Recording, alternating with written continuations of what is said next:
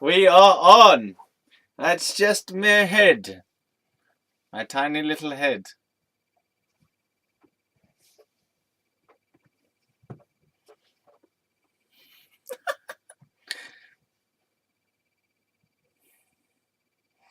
So, welcome to Fieros' Story Time, the place where all your dreams come true. Today, we are going, whoa! We're going to be looking at this book. Not by me. I do write books, but this is not by me. This is by a person called Aidan Shingler, which I think is a marvellous name, especially the surname. Shingler. Shingle. Good. Okay. Now, this is a book I did not know that we possessed, but we do possess it. I don't know where it came from. I mean, I presume I'm going to put a ban, just quickly, I'm going to put a ban on all facial touching for this video. And I am going to consciously stop myself from touching my face. And in fact, I may well I'm going to put one hand in my pocket and the other one is showing a book. The other one I'll show you a book with. So I may try and itch my face using my face itself like this, but I will not use hands on the face. So we have Beyond Reason, the experience of schizophrenia, right? Now, why am I showing you this book? Because it has very similar stuff in it to what I went through, or what I experienced. Went through makes it sound like it's all horrible. It wasn't all horrible. What I experienced. I also still probably have the medical diagnosis on my medical records at this current time of schizophrenia, because I have not campaigned to get it removed, basically. But I believe they've said that I've got schizophrenia in remission. The problem with calling it schizophrenia, you see, is that schizophrenia is typified as a... Oh man. Schizophrenia is typically described as an enduring condition or an enduring state. I can lick my face. That's fine, but no hand to face. So schizophrenia is described as an enduring condition. However, I have not had it enduringly. So it might be more appropriate to, from a medical point of view, to call it an episode or a long episode of psychosis, which subsequently just disapparated. So this book is about a person, from his perspective, who went through schizophrenia, or maybe still does, I don't know. But this is very, very similar. A lot of the stuff in here is very similar to what I went through. Look at who's dedicated it to. The One. Right? This could not be more of a book similar to me. The One, I don't even know. I haven't actually read the whole book. I've read little parts of it. I believe he's talking about the one consciousness, the one that we all are, the one being, the one God, the one sense of truth. And I just know that instinctively from how he's saying. Now we've got a little introduction here which says, when one turns his attention inward, he discovers a world of inner space which is vast and as real as the external physical world. Each of us potentially has access to vast realms of knowledge through his own mind, including secrets of the universe so far known to only a very few. And the deepest desire of man is to know himself and to experience his relationship to the universe about him. About him, I think, means around him. That's by Willis W. Harmon. Now, I enjoy that that little quote there. I think this is good. See, the problem I have with the medical view of schizophrenia is that it's a negative, antisocial, incorrect, invalid experience, that it's not supposed to be happening, basically. But if you see schizophrenia, at least some expressions of it, if you see it through a spiritual context or give it a spiritual understanding, it's an incredible deep mystical experience. So that's why I quite like what he's just said. I don't want to talk too long, so it's got contents now. Oh, I'm not going to read the contents. Foreword by Tricia Durday. Let's read what this says. I like the whole kind of writing on this, as in like I like the font and I like the way it feels on the page. It feels very kind of true. I've been reading another book, a book by Anthony Robbins recently, and the words in the Anthony Robbins book feel kind of fractured to me. They feel a bit like controlling, or he's trying to persuade me of something. He's not just trying to say how he feels and what the truth he knows to be. He's not trying to tell me his inner truth. I feel it's coming from a strange place, so I have to stop and digest sometimes each sentence, because each sentence is like he's trying to help. I suppose he's trying to help persuade me to change my life, and I'm going, there's nothing I want to change. Quit having a go at me. So my first encounter with Aidan Shingler's work was on receiving the program notes for an arts forum I attended in October 1996. An exhibition entitled Beyond Reason was to be accompanied by an artist's talk subtitled Schizophrenia, Insanity or Enlightenment. This is he could not, the person here could not have said it better. Yeah, because my whole understanding of when I was going through my schizophrenia / psychosis, whatever you want to call it, is that it was me becoming enlightened or going through a spiritual awakening of some kind, more like a psychic awakening, but accessing different aspects of consciousness that hitherto were unaccessed. So this person went to this talk titled Schizophrenia, Insanity or Enlightenment, and the note following suggested that schizophrenia metamorphosis leading to a state of enlightenment. I think that's wicked. You know, however, what I encountered was, oh no, schizophrenia and psychosis is all insanity. So it was on the insanity side was all the messaging that I received. So I did not have anyone around me who saw the positive value of this experience. So she says, it was very liberating and exciting to read this brief introduction and to feel that my own thought process of the preceding months was in concurrence with someone with a different experience of reality and life. Some people choose to practice meditation or to enter a spiritual community where life is attuned to experiencing different levels of the universal mind and altered states of consciousness. This book is just barking right up my alley right now. And to know them as only stages on a journey towards enlightenment. Although struggle and difficulty is an inherent part of such a path, there is the structure afforded by rigorous discipline, a supportive community, and usually the wise spiritual master to act as a guide. It is a journey undertaken with consciousness and self-determination. Without such a discipline, we are unable to recognize the unconscious that determines so much of our action. I would kind of disagree with some of that. We blunder around in the darkened room of ignorance, unaware that we cannot see. We sleep without knowing that we sleep. Ooh.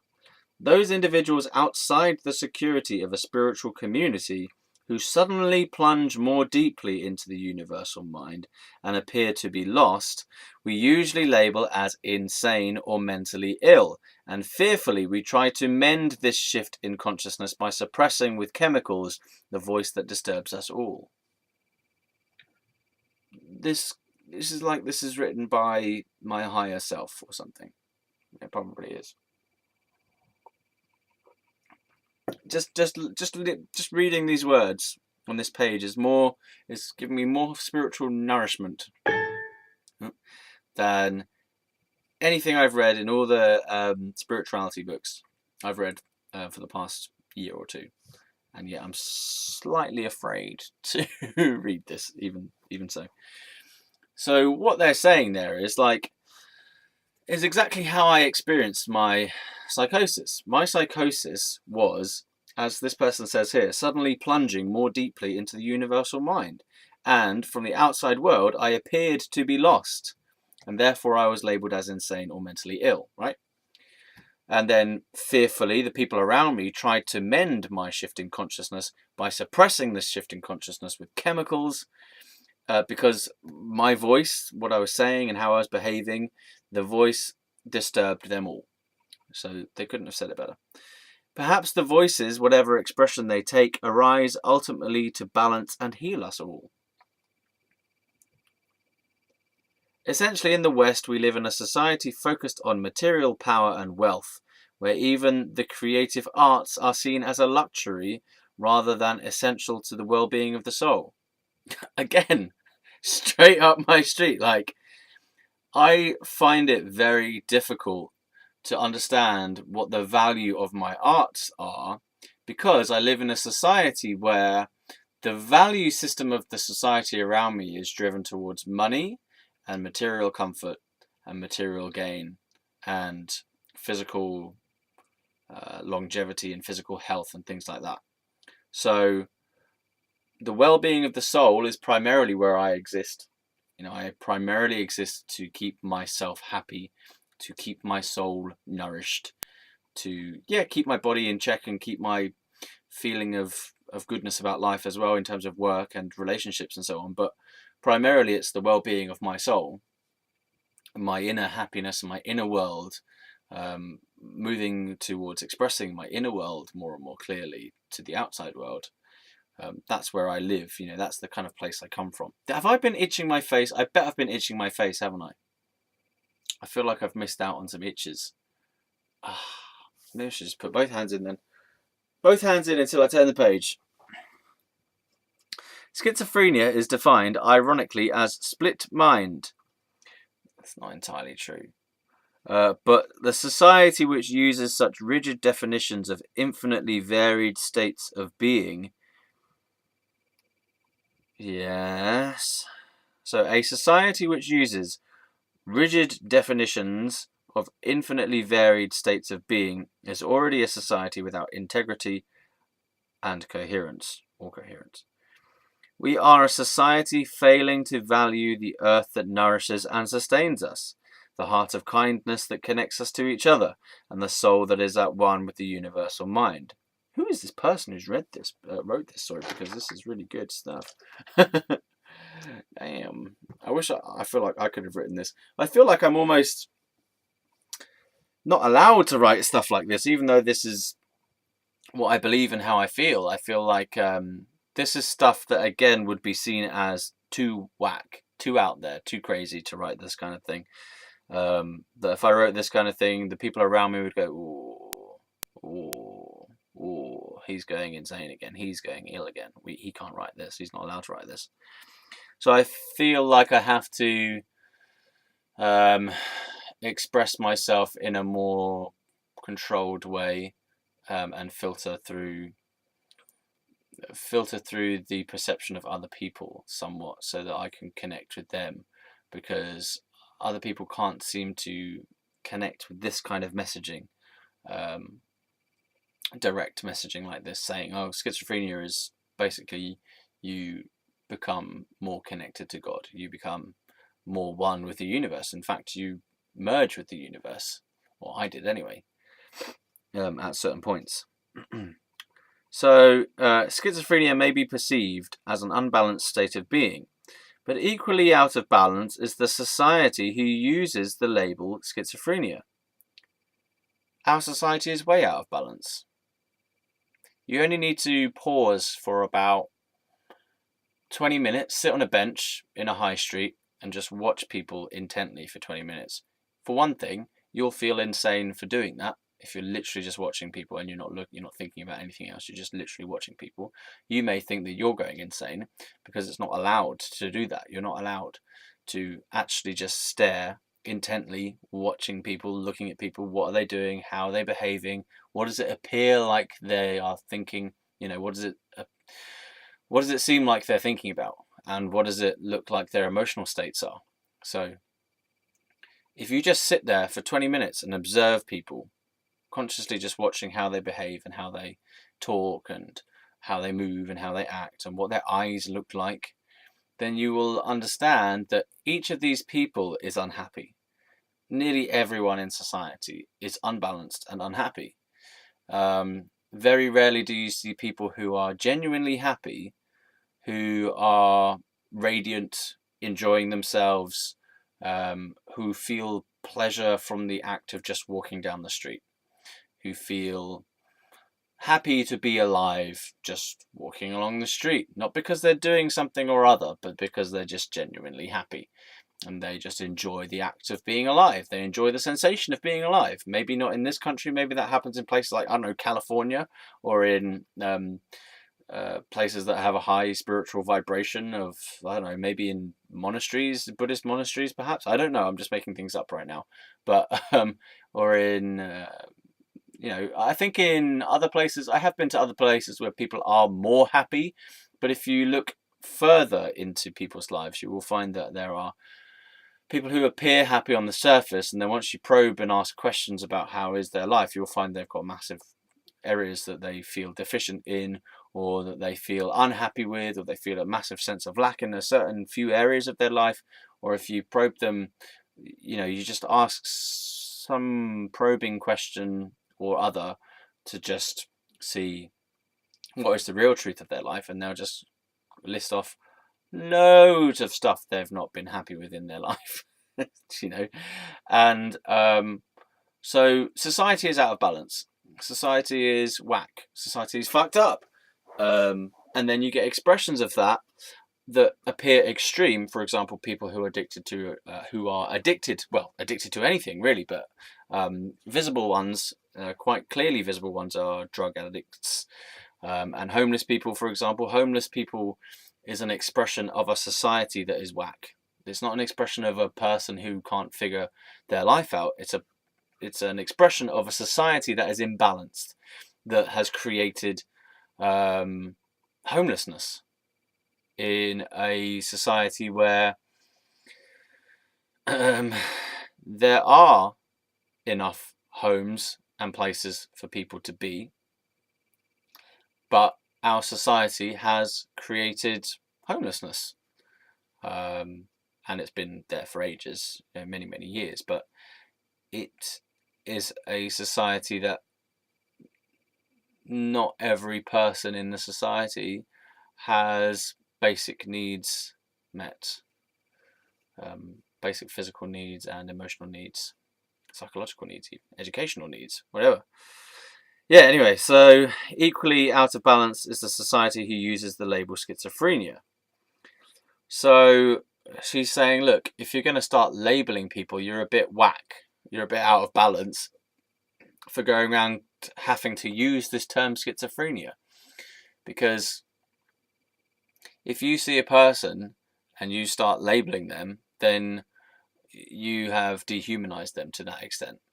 Anytime you use a label and have a feeling of validity about it, when you label other people, I think if you're going to label people, do it loosely and lightly. Don't let it overwhelm your understanding of the person. So you might want to just use it lightly and pick it up and put it down, but don't hold it as a enduring principle about someone. So Aidan, at the beginning of his journey, stood up and said, "It is all wrong, the world is wrong." Yeah, true. Fair as. A desperate cry from the soul, from the universal mind. Schizophrenia is seen as an aberration from the norm. Yes, but maybe the schizophrenic functions as an exquisitely sensitive human barometer, like Mercury, the winged messenger from the gods, sensitive to all stimuli seen and unseen. He has no choice but to take what is perceived as an extreme stance in the struggle to regain a personal and collective sense of balance and divinity. I just want to read this first part of that again, because I thought that was particularly strong. Schizophrenia is seen as an aberration from the norm, yes, but maybe the schizophrenic functions as an exquisitely sensitive human barometer. Right? So she's saying, like, okay, barometer, pressure gauge, isn't it? That's what a barometer is a pressure gauge. So it's just measuring how much pressure there is. So what she's saying is that a schizophrenic person expresses the pressure of the society around them in an extreme form. As in, the way I like to see it is that, so everyone in the world has their own sense of burden, mental burden, emotional burden, physical burden, problems, spiritual disconnection, pain, suffering. Every human being on this planet has some amount of suffering in some form. Could be mental, physical, emotional, spiritual, senses of lack, senses of pain, senses of discomfort. Everyone in the whole world experiences it in some form. Now, I'm just going to whoop out a couple of rejections of that, which would be, okay, so some people might say, but rich people, they don't have any problems. Rich people have a hell of a lot of problems. They've got far too much money to deal with, and they perceive that people are always trying to steal their money, so they have fear. Rich people have the need to maintain, and that is a painful need, and they have also often a sense of isolation that is created from their wealth. They may have a lot of power or control over their lives, and a lot of comfort, but they have other more deep sufferings that are more inward sufferings, like a very deep sense of emptiness, perhaps, or a sense of shallowness, or a sense of being out of touch with other people, or a sense that they exist in a bubble sometimes. I've experienced people who've been wealthy who feel like they are cut off from the rest of the world, and they also feel like other people are trying to get in their way somehow, and that other people are less than them. I'm not saying this is everyone, but and that's a suffering place to be in, because it means that you cannot enjoy life when there are other people around you that you think are less than you. You cannot enjoy life when people are irritating you all the time, or people are getting in your way, or you're fearing your money's going to be taken away, or you're fearing your house, or you're having to maintain all these different assets that you have, and that takes energy, and you feel the stress of that. There's a lot of stress involved in being rich. So I just wanted to put that out there, because I think some people might have thought, okay, rich people have it all. And then similarly, you might think, people in another country, for example, have it all fine, and there's no suffering in a particular far away different country. That's amazing. But if you go there, you will find that every person has some share of the human suffering that's it just comes with having a body and comes with being in a physical form. That's the same thing. But anyway, yeah. So she's saying maybe the schizophrenic functions as an exquisitely sensitive human barometer, right? So if everyone in society has got this burden and this pressure and this stress or this suffering and this pain, but a lot of the people in the society are in denial of that they reject their own feelings of pain, and they hide their feelings of stress, and they do not deal with those pains and stresses and psychological concerns, so that they remove the bulk of them from their life, then thinking of it in terms of a society, that society is sick, basically. That society as a whole, collectively, is ill. It's ill with the collective burden of all the individual sufferings, the individual pains, emotional pains, psychological, physical pains, everything, right? And then so if you look at the schizophrenic person who starts acting in ways that no one can understand anymore, you could see it that the schizophrenic is acting in response to all this repressed and denied and rejected and undealt with pain and turmoil and suffering in all the people around them. And the schizophrenic is just kind of picking all that up and expressing that, because they don't have the same psychological and behavioral physical control system anymore, that they've, like, for some reason, their boundaries of their mind and their behavior have been broken down by the world, and therefore they are acting as kind of a mobile expression that responds immediately to everything that there is around in the most expressive way possible. So it could be shrieking, shouting, behaving strangely, acting on impulse. Their mind is responding to everything that their mind picks up. So information comes in and the mind is responding to all the information that comes in. So if I look around this room, for example, I'm not responding actively to all the information that is present. Even in terms of the written stuff, there's things here that I could read: Parkinson's, Coolpix, Nikon, Ross Wilson, yet to be named, Adobe Premiere Elements, English Dictionary, Tesco Bank, Slough Borough Council, Rethink Mental Illness, November 2018, House Insurance, 3 checks, Owen Contents Insurance and Bike Insurance, La Bamba, £37.99, size 6, black. All of this stuff, I'm not, well, I just did respond actively to it, but I'm not consciously or behaviorally or psychologically responding to those things. I can see them and I'm perceiving them, but I'm not responding to them. However, in the schizophrenic person or state, all of these items, especially words, will be registering in that schizophrenic person's mind, and they'll be having connections being drawn between them. They'll be responding to that information as though it's meaningful, and it will be meaningful to them.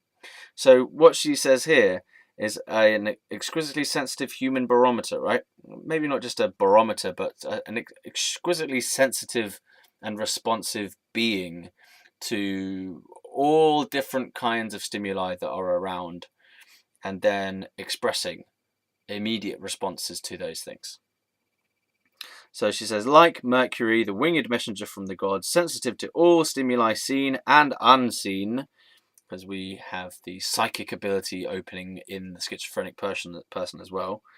There seems to be less of a boundary between their mind and other people's minds, which is why occasionally they feel like other people are hearing their thoughts, or they feel like they're hearing other people's thoughts, and picking up messages from, like for one example, I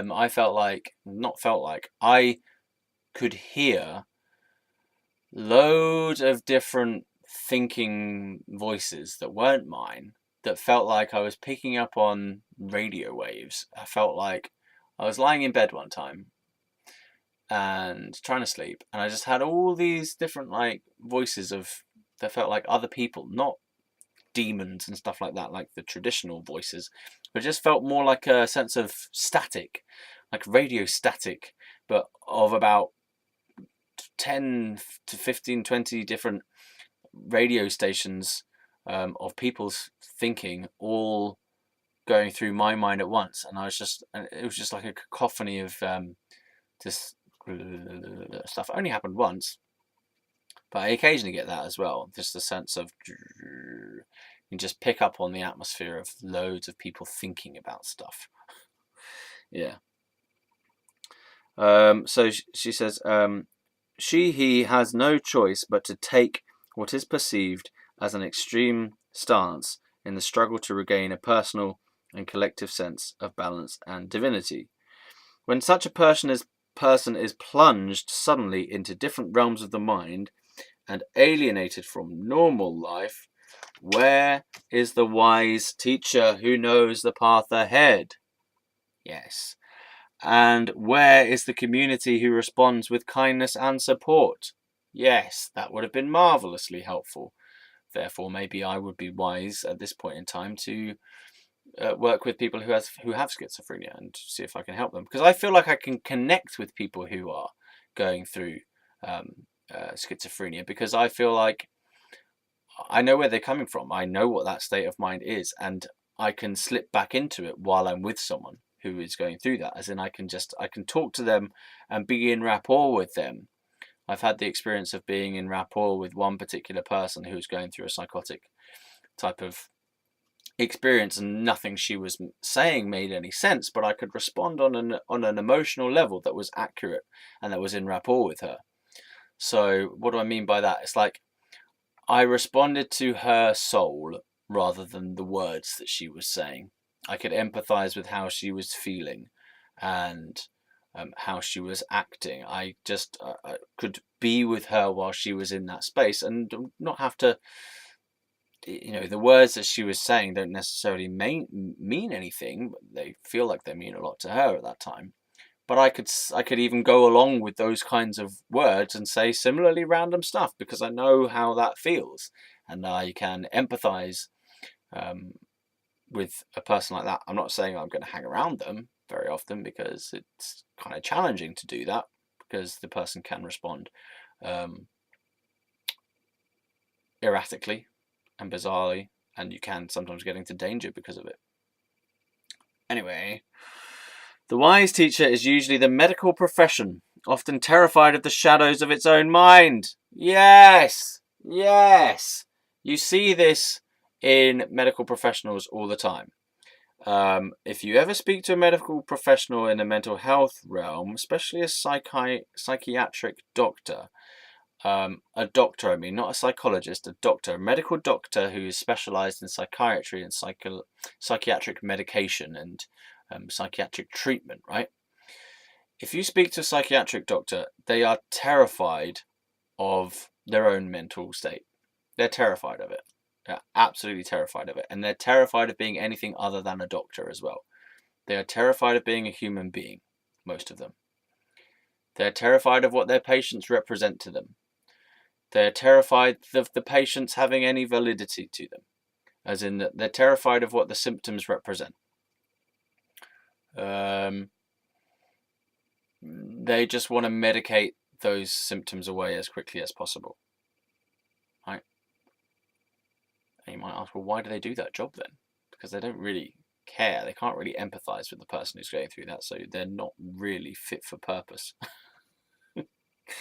Anyway, the wise teacher is usually the medical profession, often terrified of the shadows of its own mind.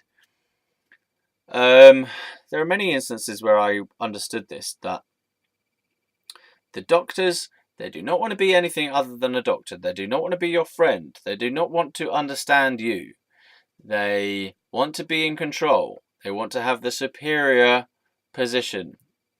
There are many instances of that where doctors will talk down to you. Doctors will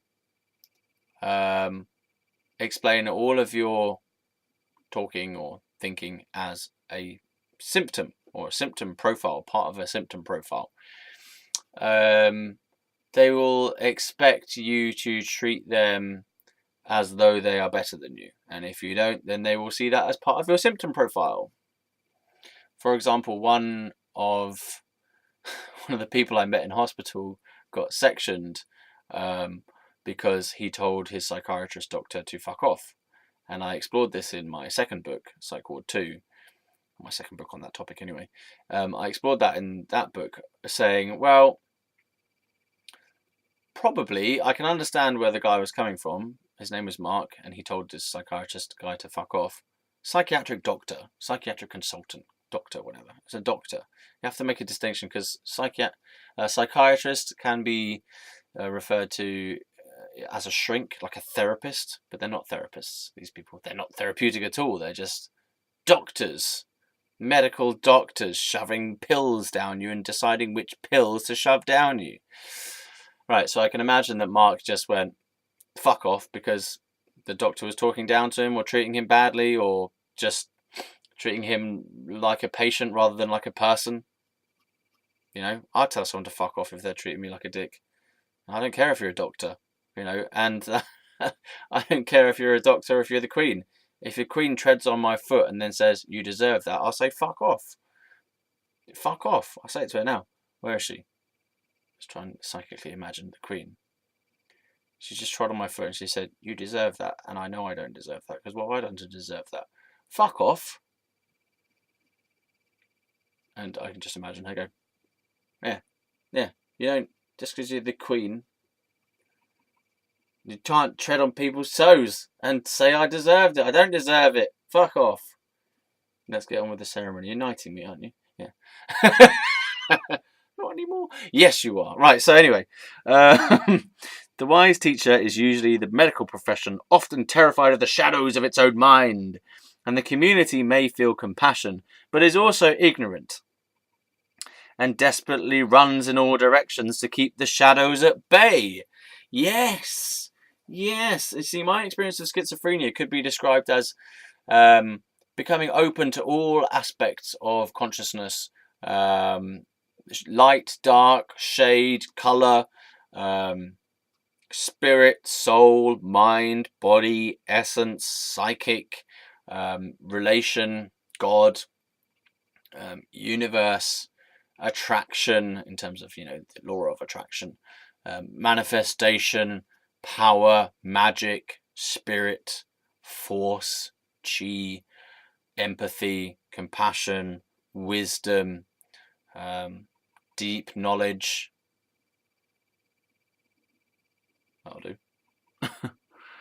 So the community, they don't understand, basically. No one around you will understand. They think they care, but they don't understand. They can't understand. And they're desperately afraid. People are afraid of their own self, and they're afraid of what you, as a schizophrenic person, other people around you are desperately afraid of what you mean and what you represent and what you are. Because it's like the schizophrenic person they touch places inside the normal person that the normal person doesn't usually have access to. The schizophrenic person can quite easily provoke the rage of someone else who's never ever felt rage and has denied their impulse of rage since an early age. Like maybe since they've got beaten it out of them at the age of 5, they've denied their sense of rage, and they come across a schizophrenic person and all of a sudden they find themselves in a rage because the schizophrenic person has acted in such a way as to provoke that rage. And to help that person, I find schizophrenic people can be helpful. I felt like I was being helpful to others when I was in this state. Yeah. A schizophrenic person can be helpful because they have no filter on their expression.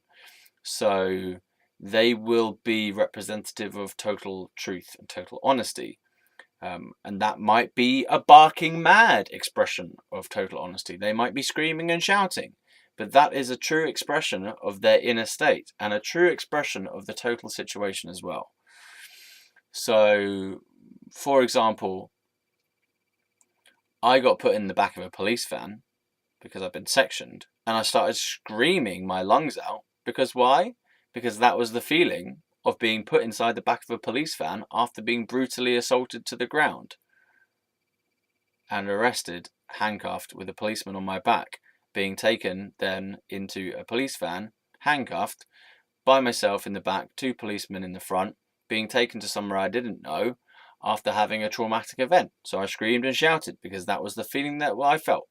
And I had no filter on my expression. So I screamed and shouted because that's a correct expression for me. At that time, I did not have to limit my expression because my schizophrenia or psychosis allowed me to have full expression of every emotional impulse at any moment.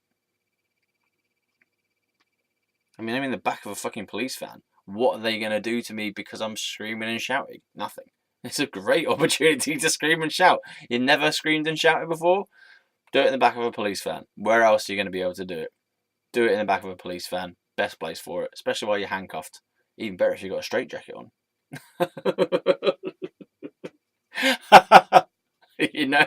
What else is there to do in that situation? Like, I can't escape. I'm handcuffed. I can't stop the car.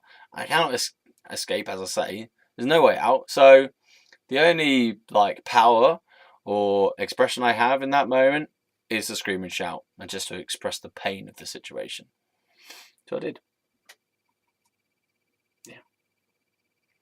So then we have a thing here that says, lost in the metaphors of the mind, The light of this precious individual is often extinguished. The voice is not heard and the message remains hidden. So yeah, I've had to really try to dig my way back to that experience, because the voice, it says here, was not heard and my light was extinguished. I became really depressed after I came out of hospital, because I suppose I was, in a way, I was in grief for all the things that I had thought were valid and real, and then I had taken on this new belief system which was given to me by the mental health professionals in my family, and the antidepressant drugs, were suppressing my response, and the antipsychotic drugs were repressing my psychic mental response, right? So my light was extinguished. I was still doing things and still enjoying life to some extent. I was probably more achieving more stuff at that time in my life than I am now. But I'm achieving different things in different ways now. Things I achieve at the moment seem much more meaningful than the things that I was achieving back in those days. Anyway, yeah, so the voice is not heard, the message remains hidden. So I'm having to try and dig back through to regain the senses of self that I lost during and after the experience of psychosis. Because, as I've mentioned many, many times, my experience of psychosis or schizophrenia was invalidated, told that it was wrong, told that it was an illness, not a valid conscious experience, not a valid expression of humanity. Right. We should grieve, for we are all bound to each other, and the truth extinguished in one is extinguished in us all.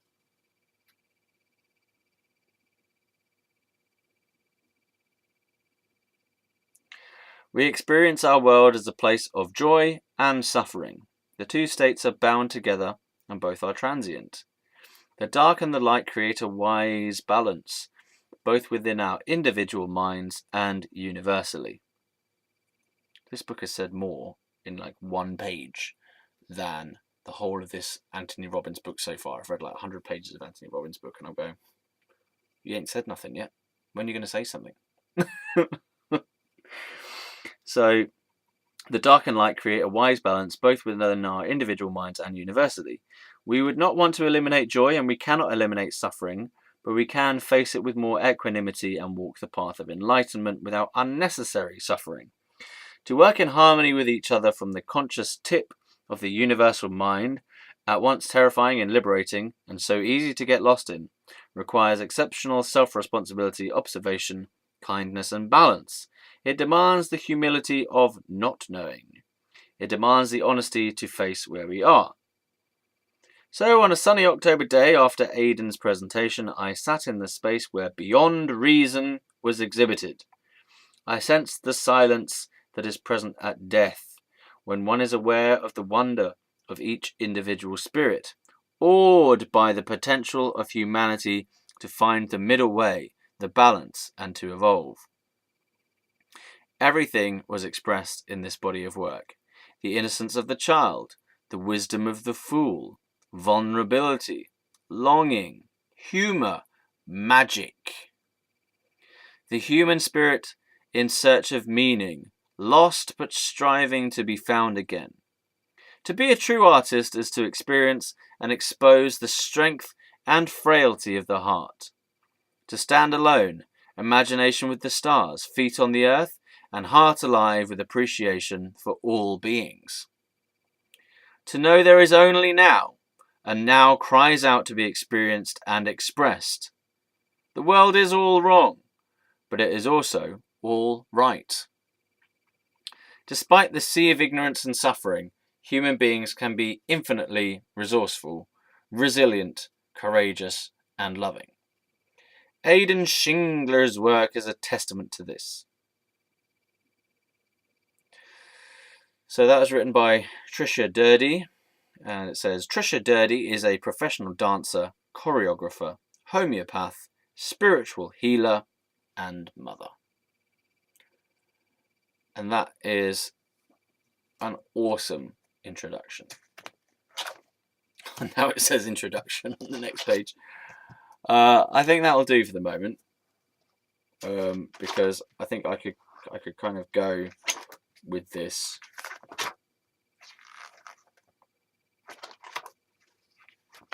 Sorry, I could go through that, and it will help me to talk about my situation, not current situation, previous situation, and experience.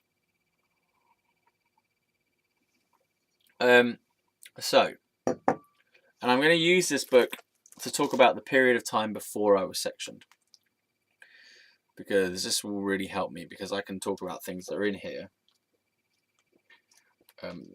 Just like pictures, basically kind of pictures and a little bit of an explanation. So it's like artwork that he's made and the reasons for it. Oh, it's an exciting book.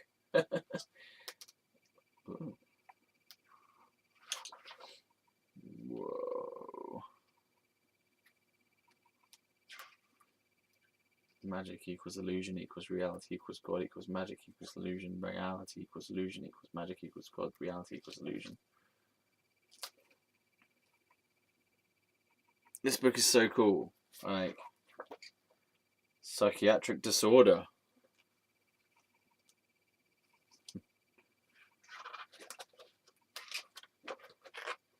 All shall be well. The only thing I don't like about this book right now is a stupid ring binding. I hate ring bound books. They're so naff. Just naff. I hate them. I hate them as notebooks. I hate them as books. Just fuck off. So yeah, I'll be using this because this is much better as an explanation of my journey than the shit I wrote about myself afterwards. Because I wrote everything about my journey from the perspective of the mental health profession, basically, and my parents, mainly my dad's perspective. I mainly wrote about myself from my dad's perspective as he dictated it to me, and then I regurgitated that same perspective with slight nuance. So I took on the medical profession's view of my experience being an illness, and I spoke about it as though it was an illness or as though I was mad. Well, and it's taken me a long time to regain the understanding and the perspective that, okay, it was something I went through. All the spiritual experiences I had were valid. Every expression I had and made of myself and of God and of oneness. Oh, fuck, I'll just put my hands back now. Already itching my nose. I had them in my pocket for the whole time. Anyway, every expression, let's put the hands away. Every expression that I made, even some of the violent ones, every expression was an expression of my humanity, an expression of myself, and therefore has validity in the sense that, I'm not saying it was right necessarily or good, but I'm saying that it existed and it was a conscious experience. I get this impression that people think, oh, he must not be aware of anything. He must be unconscious in some way to be acting like this. No, I was fully aware of everything at all times. In fact, more aware than other people, most likely, because other people were not able to, they weren't aware of their own self. They were only aware of me. I was aware of me and other people and other people's words and hearing them from their own perspective as well as from my perspective, you know. Or sometimes only even hearing them from their own perspective rather than hearing it from my perspective, just hearing how they are coming across to me and not having no thought of my own self, and just being an empty listener, listening as a pure open awareness and responding immediately. First, I would just like to get to know you. I'm going to ask you a bunch of questions. I want to have them answered immediately. We're going to play a wonderful game. This is my Arnold Schwarzenegger impression. It's terrible. We're going to play a wonderful game. Game? Okay, let's just stop. Who is your daddy and what does he do? That's mulled wine. I need to get some more of that in that glass and drink it. Okay, so I'm glad I got that thing. I think that's good. Looks like the videos are shortening. I don't have anything else to say right now, and I don't want to carry on much further because I feel like we covered a lot of stuff there. This one might even be one to read back, to watch back through, because there's a lot of stuff said in there that for me is perfect, but for some people who are in a different mind place, that might be way too much to get on the first pass. But for me, that's like, yeah, straight up, you're talking my language, you know. Now I'm going to go back and read some of this Anthony Robbins stuff and go like, you are talking some next alien language, man. Like, what are you on about? Beliefs, this, trying to change your beliefs, change your life. What? Anyway, thanks for watching. I've been Fieros on the channel Fieros Reborn. I will talk to you again soon. Goodbye.